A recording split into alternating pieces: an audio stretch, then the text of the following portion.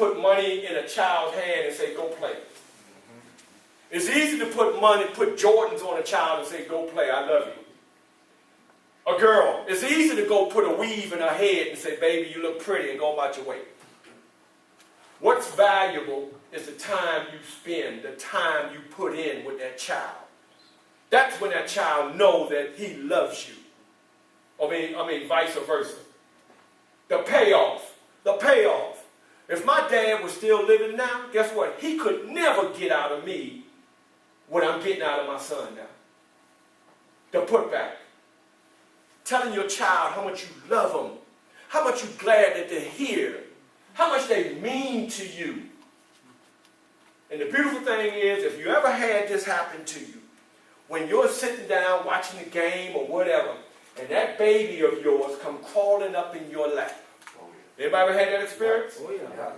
And when that baby's in your lap, and that baby takes his or her little hands, and you know where they put them at? Right here. And you know what they do? They start taking your head like this, all right, looking you in your eyes, and they say this, I love you, Daddy. What you gonna do? Get your. No, you gonna do what? You gonna melt. And you gonna cry. I don't care what you doing, you gonna do what? Because that child, all right, as innocent as that child is, they're giving you what they got. It ain't about you no more.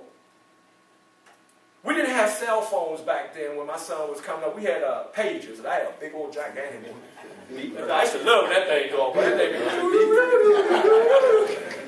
I mean, one time I was doing a session with kids in school. That thing went on do that. Oh, you doing that? Kids, that man crazy. I remember I was going to pick my son up, and don't be afraid to do this. I was going to pick my son up. I got into a car accident. I paged his mother. And I said, tell Red, tell my son I'm sorry for not being there. I was just in a car accident. I could have went on and got into the car accident and never said nothing to him. What would have happened when I got to him? 2 or 3 weeks or a month later. You know what's going to happen?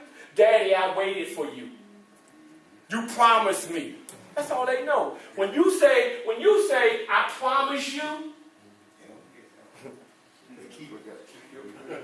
How many of you, when you were kids, you had a promise broken by your parents? Tell me how that feel. How that feel? Yeah. We can find an award for that. Yeah. Anybody over here, you had a promise broken? How that feel? Man, terrible. Hurt. And if you're a little boy, I don't care how strong you proclaim to be. You throwing a chair, you slamming something, you doing something because you're angry. Why? Because the promise was broken. And even now, I'm a vendor for Hillsborough County Schools. I travel to 17 schools per year working with kids.